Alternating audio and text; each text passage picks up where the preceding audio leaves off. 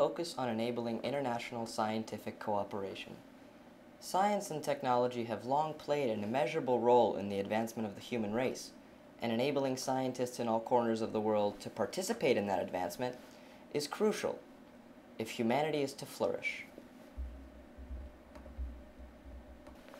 From the development of gunpowder in China to the invention of the alphabet by the ancient Sumerians in what is now Syria, innovation has traditionally been an international phenomenon. But in our modern society, innovators in nations with limited access to modern tools are left stranded. The rapid development of communications technologies has transformed the way information is shared. Sadly, however, developing nations have not yet been able to fully harness the power of these new capabilities. Something as simple as providing computers and internet access gives people the key to the vault of almost all human knowledge. This map, which shows the amount of computers per 100 people, underlines the prevalence of this problem.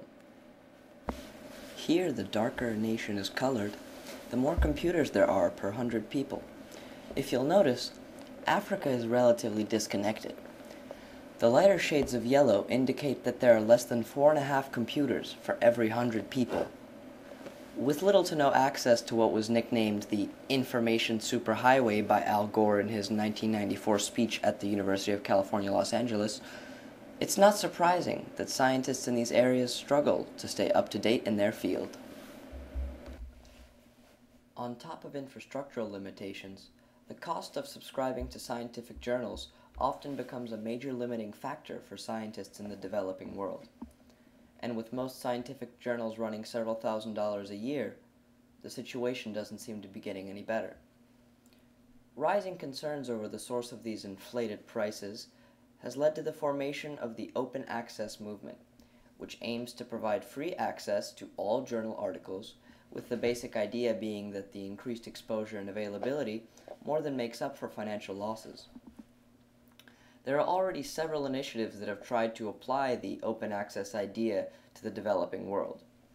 One example being the formation of the Research for Life partnerships, which aim to provide free or at least heavily discounted access to the majority of scientific publications for people in the developing world. Another initiative comes from the International Information System for the Agricultural Sciences and Technology, commonly referred to as AGRIS, which provides open access to journal articles relating to agriculture. Even though these programs are in place, they lack the funding they need to fully carry out their mission. And as a result of the severely limited access people in developing countries have to journal articles, scientific participation in these countries is severely lacking. Here is a world map, with the size of nations adjusted relative to the number of scientific journal articles published by that nation's inhabitants. As you can see, the inhabitants of Western Europe, along with the United States and Japan, are incredibly disproportionate.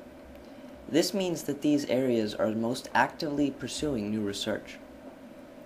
By helping us visualize what might otherwise seem like daunting statistics, this map is useful in understanding the current distribution of the international scientific community.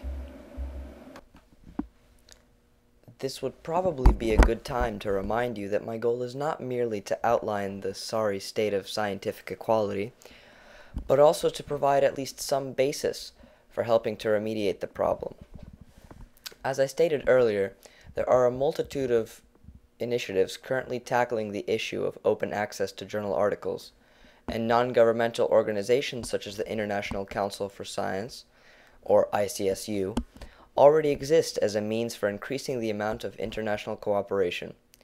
In fact, the long-term strategic goal of the ICSU is for a world where science is used for the benefit of all, excellence in science is valued, and scientific knowledge is effectively linked to policy making. Initiatives such as these are crucial because they provide a sort of infrastructure for dealing with the problem. I believe that the UN should increase support for these organizations, and in summary, I think that it is imperative for the international political community to gather behind the bastion of global scientific cooperation.